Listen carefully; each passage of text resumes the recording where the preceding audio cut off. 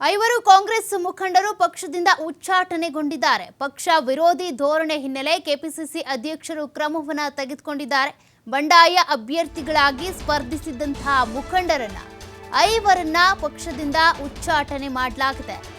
ನಾಮಪತ್ರ ವಾಪಸ್ ಪಡೀರಿ ಅಂತ ಸೂಚನೆ ಕೊಟ್ಟಿದ್ರು ಕೂಡ ವಾಪಸ್ ಪಡ್ಕೊಂಡಿರಲಿಲ್ಲ, ಬಂಡಾಯವೆದ್ದಿದ್ರು.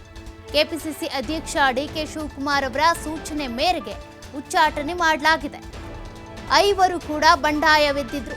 ಬಂಡಾಯವೆದ್ದಂಥವರು ಯಾರು ಅಂತ ನೋಡೋದಾದ್ರೆ SP Dinesh, Ferdinand Lawrence, BR Nanjesh, Lokesh Talikatte, Vinod Shivaraj ಅವರ ಉಚ್ಚಾಟನೆ ಆಗಿದೆ. ಇವರೆಲ್ಲರೂ ಕೂಡ ಟಿಕೆಟ್ ಸಿಕ್ಕಿಲ್ಲ ಅಂತ ಬಂಡಾಯವೆದ್ದು ಸ್ಪರ್ಧೆಗೆ ನಿಂತಿದ್ರು. ಆದರೆ ಇವರೆಲ್ಲರನ್ನೂ ಕೂಡ ಪಕ್ಷದ ವಿರುದ್ಧವಾಗಿ ನಡ್ಕೊಂಡಿದ್ದಾರೆ ಎನ್ನುವಂಥ ಕಾರಣಕ್ಕೆ ಉಚ್ಚಾಟನೆ ಮಾಡಲಾಗಿದೆ. ನೈಋತ್ಯ ಶಿಕ್ಷಕರ ಕ್ಷೇತ್ರ, ಆಗ್ನೇಯ ಶಿಕ್ಷಕರ ಕ್ಷೇತ್ರದಿಂದ ಬಂಡಾಯ ಸ್ಪರ್ಧೆಗೆ ನಿಂತಿದ್ರು. ಐವರು ಬಂಡಾಯ ಅಭ್ಯರ್ಥಿಗಳಾಗಿ ಸ್ಪರ್ಧಿಸಿದ್ರಲ್ಲ, ಈ ಐವರನ್ನು ಕೂಡ ಪಕ್ಷದಿಂದ ಉಚ್ಚಾಟನೆ ಮಾಡಲಾಗಿದೆ.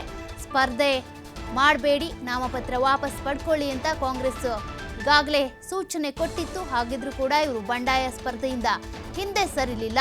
ಹೀಗಾಗಿ ಪಕ್ಷ ಕ್ರಮವನ್ನ ತೆಗೆದುಕೊಂಡಿದೆ. ಕಾಂಗ್ರೆಸ್ ಪಕ್ಷದಿಂದ ಉಚ್ಚಾಟನೆ ಮಾಡಲಾಗಿದೆ. ಒಟ್ಟು 5 ಜನರನ್ನ ಕೂಡ ಉಚ್ಚಾಟನೆ ಮಾಡಲಾಗಿದೆ.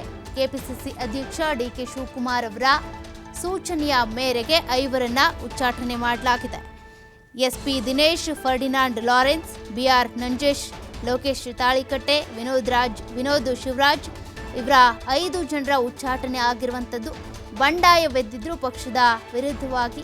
ಪಕ್ಷದಿಂದ ಟಿಕೆಟ್ ಸಿಕ್ಕಿಲ್ಲ ಅನ್ನುವಂಥ ಕಾರಣಕ್ಕೆ ತಾವಾಗಿನೇ ಪಕ್ಷೇತರವಾಗಿ ಅಂದರೆ ಬಂಡಾಯವೆದ್ದು ಅಂದರೆ ಇರುವಂಥ ಅಭ್ಯರ್ಥಿಗಳ ವಿರುದ್ಧವಾಗಿ ಬಂಡಾಯವೆದ್ದಿದ್ರು. ಹಾಗಾಗಿ ಈಗ ಪಕ್ಷದಿಂದ ಕ್ರಮವನ್ನು ತೆಗೆದುಕೊಳ್ಳಲಾಗಿದೆ.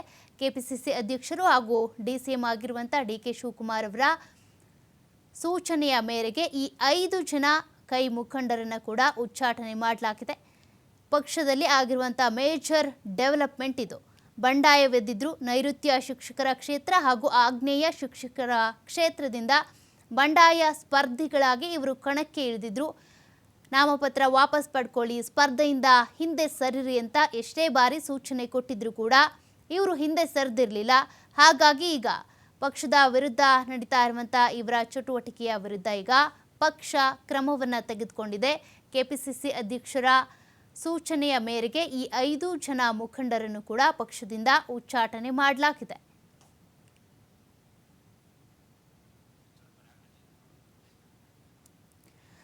ಒಂದು ರೀತಿಯಾಗಿ ಕಾಂಗ್ರೆಸ್ನಲ್ಲಿ ಬಂಡಾಯವೆದ್ದಿದ್ದಂತಹ 5 ಜನರನ್ನ ಉಚ್ಚಾಟನೆ ಮಾಡುವ ಮೂಲಕ ಬಿಸಿ ಮುಟ್ಟಿಸಿದೆ ಅಂತಾನೆ ಹೇಳ್ಬೋದು. ಪಕ್ಷದಿಂದ ಆಗಿರುವಂಥ ಈ ಕ್ರಮದಿಂದಾಗಿ ಯಾರೆಲ್ಲ ಬಂಡಾಯ ಹೇಳ್ತಾರೋ ಅವರಿಗೆಲ್ಲ ಒಂದು ರೀತಿಯಾಗಿ ಇದು ಸೂಚನೆ ಅಂತಾನೆ ಹೇಳ್ಬೋದು. ಈ ರೀತಿ ಪಕ್ಷದ ವಿರುದ್ಧವಾಗಿ ಚಟುವಟಿಕೆಯನ್ನು ನಡೆಸಿದೆ ಅಂದರೆ ಪಕ್ಷದಲ್ಲಿ ಒಂದಷ್ಟು ತೀರ್ಮಾನ ತೆಗೆದುಕೊಳ್ಳುವಂಥ ಸಂದರ್ಭದಲ್ಲಿ ಚರ್ಚೆ ಆಗಿರುತ್ತೆ. ಇಂಥವ್ರಿಗೆ ಇಂಥ ಸಂದರ್ಭದಲ್ಲಿ ಟಿಕೆಟ್ ಕೊಡಬೇಕು, ವಿಧಾನ ಪರಿಷತ್ತಿಗೆ ಯಾರಿಗೆ ಟಿಕೆಟ್ ಕೊಡಬೇಕು, ಈಗ ಟಿಕೆಟ್ ಮಿಸ್ ಆದರೂ ಕೂಡ ಮುಂದಿನ ಚುನಾವಣೆಯಲ್ಲೋ ಅಥವಾ ಮುಂದೆ ಬರುವಂಥ ಯಾವುದಾದ್ರೂ ಸ್ಥಾನಮಾನಗಳಲ್ಲೋ, ಮುಂದೆ BBMP, ತಾಲೂಕ್ ಪಂಚಾಯತ್, ಜಿಲ್ಲಾ ಪಂಚಾಯತ್ ಹೀಗೆ ಬೇರೆ ಬೇರೆ ಚುನಾವಣೆಗಳಿರ್ತವೆ. ಆ ಸಂದರ್ಭದಲ್ಲೂ ಇನ್ಯಾವತ್ತೋ ಅಧಿಕಾರವನ್ನು ಕೊಡಲಾಗುತ್ತೆ, ಯಾವುದಾದ್ರೂ ಸ್ಥಾನಮಾನವನ್ನು ಕೊಡಲಾಗುತ್ತೆ ಅಂತ ಒಂದಷ್ಟು ಚರ್ಚೆಗಳನ್ನು ಮಾಡ್ಕೊಂಡಿರ್ತಾರೆ. ಹೀಗಿದ್ರೂ ಕೂಡ ಈ ಟಿಕೆಟ್ ಆಕಾಂಕ್ಷಿಗಳೇನಿರ್ತಾರೆ, ಪ್ರಬಲವಾಗಿ ಆಕಾಂಕ್ಷಿಗಳಾಗಿರ್ತಾರಲ್ಲ, ಹಾಗಾಗಿ ಟಿಕೆಟ್ ಕೈ ತಪ್ಪಿತು ಅನ್ನುವಂಥ ಕಾರಣಕ್ಕೆ ಈ ರೀತಿಯಾಗಿ ಬಂಡಾಯವೆದ್ದು ಸ್ಪರ್ಧೆಯನ್ನು ಮಾಡಿರ್ತಾರಲ್ಲ ಅಂಥವರಿಗೆ ಒಂದು ರೀತಿಯಾಗಿ ಕಾಂಗ್ರೆಸ್ ಪಕ್ಷದಿಂದ ಬಿಸಿ ಮುಟ್ಟಿಸಲಾಗಿದೆ. ಪಕ್ಷ ವಿರೋಧಿ ಧೋರಣೆಯನ್ನು ತೋರಿಸಿದಂಥ ಈ 5 ಮುಖಂಡರಿಗೂ ಕೂಡ ಈಗ ಪಕ್ಷದಿಂದ ಉಚ್ಚಾಟನೆ ಮಾಡಿ ಕ್ರಮವನ್ನು ತೆಗೆದುಕೊಳ್ಳಲಾಗಿದೆ. ಈ ಮೂಲಕ ಈ 5 ಜನರಿಗೂ ಕೂಡ ಈಗ ಬಿಸಿ ಮುಟ್ಟಿಸಲಾಗಿದೆ. ಕೆಪಿಸಿಸಿ ಅಧ್ಯಕ್ಷ ಡಿಕೆ ಶಿವಕುಮಾರ್ ಅವರು ಈಗಾಗಲೇ ಈ ಪಕ್ಷದಿಂದ ಉಚ್ಚಾಟನೆ ಮಾಡುವ ಬಗ್ಗೆ, ಕ್ರಮವನ್ನು ತೆಗೆದುಕೊಳ್ಳೋದ್ರ ಬಗ್ಗೆ ಮಾಹಿತಿಯನ್ನು ಕೊಟ್ಟಿದ್ದಾರೆ. 5 ಜನರು ಎಸ್ಪಿ ದಿನೇಶ್ ಇರ್ಬೋದು, ಫರ್ಡಿನಾಂಡ್ ಲಾರೆನ್ಸ್ ಇರ್ಬೋದು, ಬಿಆರ್ ನಂಜೇಶ್, ಲೋಕೇಶ್ ತಾಳಿಕಟ್ಟೆ, ವಿನೋದ್ ಶಿವರಾಜ್ ಇವರು 5 ಜನರು ಕೂಡ ಉಚ್ಚಾಟನೆ ಆಗಿರುವಂಥವರು. ನೈಋತ್ಯ ಪದವೀಧರ, ಬೆಂಗಳೂರು ಪದವೀಧರ, ನೈಋತ್ಯ ಶಿಕ್ಷಕರ ಕ್ಷೇತ್ರ, ಆಗ್ನೇಯ ಶಿಕ್ಷಕರ ಕ್ಷೇತ್ರ, ಈ ಕ್ಷೇತ್ರದಿಂದ ಇವರು ಬಂಡಾಯ ಸ್ಪರ್ಧಿಗಳಾಗಿ ಕಣಕ್ಕಿಳಿದಿದ್ರು. ಇವರ ಉಚ್ಚಾಟನೆ ಆಗಿದೆ. ಈ ಬಗ್ಗೆ ಡೀಟೇಲ್ಸ್ ಕೊಡ್ತಾ ಹೋಗ್ತಾರೆ ನಮ್ಮ ಪ್ರತಿನಿಧಿ ಶಿವಕುಮಾರ್ ಜೋಹಳ್ಳಿ ಫೋನ್ ಸಂಪರ್ಕದಲ್ಲಿದ್ದಾರೆ. ಶಿವಕುಮಾರ್ ಜೋಹಳ್ಳಿ, ಈಗಾಗಲೇ ಕಾಂಗ್ರೆಸ್ನಲ್ಲಿ ಒಂದಷ್ಟು ಪೈಪೋಟಿ ಇತ್ತು. ಟಿಕೆಟ್ಗಾಗಿ ಪ್ರಬಲ ಆಕಾಂಕ್ಷಿಗಳು ಕೂಡ ಇದ್ರು. ಅವರೆಲ್ಲರೂ ಕೂಡ ಹಿಂದಿಕ್ಕಿ ಒಂದಷ್ಟು ಜನರಿಗೆ ಟಿಕೆಟ್ ಕೊಡಲಾಯಿತು. ಈ 5 ಪ್ರಬಲ ಆಕಾಂಕ್ಷಿಗಳೇನಿದ್ರು ಇವರು ಬಂಡಾಯ ಸ್ಪರ್ಧೆ ಮಾಡ್ತೀವಿ ಅಂತ ಕಣಕ್ಕಿಳಿದಿದ್ರು. ಅನೇಕ ಬಾರಿ ಸೂಚನೆ ಕೊಟ್ಟರು ಕೂಡ ನಾಮಪತ್ರ ವಾಪಸ್ ಪಡೀಲಿಲ್ಲ, ಸ್ಪರ್ಧೆಯಿಂದ ಹಿಂದೆ ಸರಿಲಿಲ್ಲ. ಹಾಗಾಗಿ ಪಕ್ಷದಿಂದ ಉಚ್ಚಾಟನೆ ಮಾಡಲಾಗಿದೆ. ಏನೆಲ್ಲ ಡೆವಲಪ್ಮೆಂಟ್ಸ್ ಆಗ್ತಾ ಇದೆ ಸದ್ಯಕ್ಕೆ ಕಾಂಗ್ರೆಸ್ ವಲಯದಲ್ಲಿ ಅಂತ.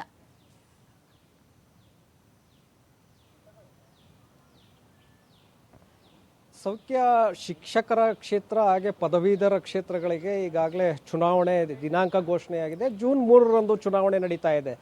ಕಾಂಗ್ರೆಸ್ನಿಂದ ಅಭ್ಯರ್ಥಿಗಳನ್ನು ಅಧಿಕೃತವಾಗಿ ಕಣಕ್ಕೆ ಕೂಡ ಇಳಿಸಲಾಗಿದೆ. ನೈಋತ್ಯ ಹಾಗೆ ಆಗ್ನೇಯ, ಬೆಂಗಳೂರು ಪದವೀಧರ ಕ್ಷೇತ್ರ ಹಾಗೆ ಶಿಕ್ಷಕರ ಕ್ಷೇತ್ರಗಳಿಗೆ ಈಗ ಚುನಾವಣೆ ನಡೀತಾ ಇರುವಂಥದ್ದು. ಹಾಗಾಗಿ ಅಧಿಕೃತ ಅಭ್ಯರ್ಥಿಗಳನ್ನು ಅಲ್ಲಿ ಕಣಕ್ಕಿಳಿಸಿದ್ರು, ಅವರು ನಾಮಪತ್ರವನ್ನು ಸಲ್ಲಿಸಿದ್ರು ಕೂಡ ಉಳಿದ 5 ಕಾಂಗ್ರೆಸ್ ಪಕ್ಷದ ಮುಖಂಡರು ಪ್ರಬಲ ಆಕಾಂಕ್ಷಿಗಳಾಗಿದ್ದಂಥವ್ರು ನಮಗೆ ಈ ಬಾರಿ ಟಿಕೆಟ್ ಸಿಗುತ್ತೆ ಅನ್ನುವಂತಹ ಆಸೆಯನ್ನು ಏನು ಇಟ್ಕೊಂಡಿದ್ರು, ಅವ್ರಿಗೆ ಟಿಕೆಟ್ ಕೊನೆಯ ಕ್ಷಣದಲ್ಲಿ ಸಿಕ್ಕಿರಲಿಲ್ಲ. ಸೊ ಹಾಗಾಗಿ ಅವರು ಈಗ ಬಂಡಾಯ ಅಭ್ಯರ್ಥಿಗಳಾಗಿ ಕಣಕ್ಕಿಳಿದಿದ್ರು. ಅವರನ್ನು ಈಗ ಪಕ್ಷದಿಂದ 6 ವರ್ಷಗಳ ಕಾಲ ಉಚ್ಚಾಟನೆಯನ್ನು ಮಾಡಲಾಗಿದೆ. ಅಂದರೆ 6 ವರ್ಷಗಳ ಕಾಲ ಅವರು ಕಾಂಗ್ರೆಸ್ ಪಕ್ಷದಲ್ಲೇ ಅವರ ಇರೋದಿಲ್ಲ. ಜೊತೆಗೆ ಅವರು ಚುನಾವಣೆಗಳಲ್ಲೂ ಕೂಡ ಸ್ಪರ್ಧೆಯನ್ನು ಮಾಡೋದಕ್ಕೆ ಅವಕಾಶಗಳಿರೋದಿಲ್ಲ. ಪ್ರಮುಖವಾಗಿ ನೈಋತ್ಯ ಪದವೀಧರ ಕ್ಷೇತ್ರದಿಂದ ದಿನೇಶ್ ಅವರು ಇದ್ದರು. ಹಾಗೆ ಬೆಂಗಳೂರು ಪದವೀಧರ ಕ್ಷೇತ್ರದಿಂದ ಫರ್ಡಿನಾಂಡ್ ಲಾರೆನ್ಸ್ ಅವರು ಇದ್ದರು. ನೈಋತ್ಯ ಶಿಕ್ಷಕರ ಕ್ಷೇತ್ರದಲ್ಲಿ BR ನಂಜೇಶ್, ಹಾಗೆ ಆಗ್ನೇಯ ಶಿಕ್ಷಕರ ಕ್ಷೇತ್ರದಿಂದ ಲೋಕೇಶ್ ತಾಳಿಕಟ್ಟೆ ಮತ್ತು ವಿನೋದ್ ಅವರು ಸ್ಪರ್ಧೆಯನ್ನು ಬಂಡಾಯ ಅಭ್ಯರ್ಥಿಗಳಾಗಿ ಕಣಕ್ಕಿಳಿದಿದ್ರು.